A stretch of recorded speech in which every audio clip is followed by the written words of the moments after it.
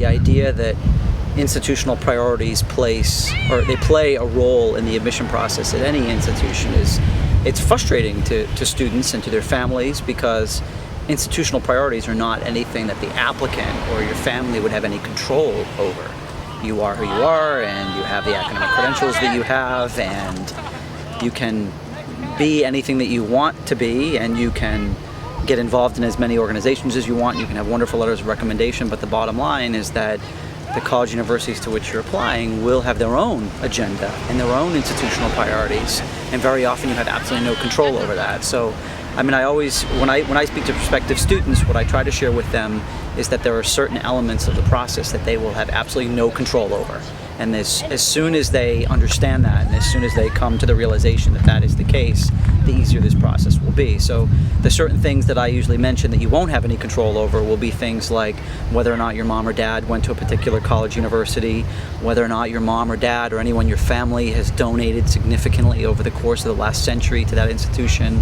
whether or not your mom or dad or your grandparents are on the faculty at that particular institution, whether or not you have artistic talent that might be recognized at the national or the international level,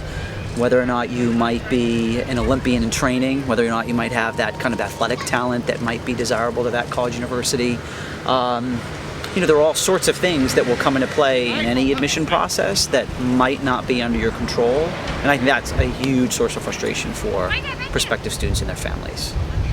The whole idea that you want to look for that match in an institution is something that works both ways. I mean, obviously the applicant is looking for an institution that will match with their own needs and interests, and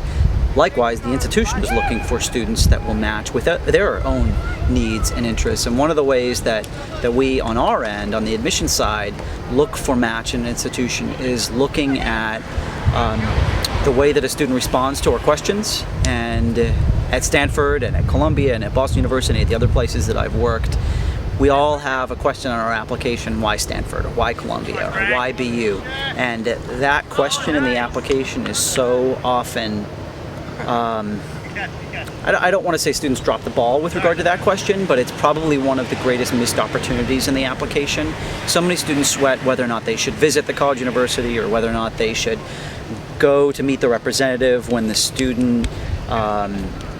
when the admission officer is coming to visit a place like Campbell Hall, or they're worried about whether or not they should miss a test to go to a program in a hotel ballroom that might be during the fall of their senior year, when the reality is most of us really place the most amount of attention on the responses that we get to those why Stanford or why Columbia or why Yale like questions, because we are really looking for the match between the student and the institution.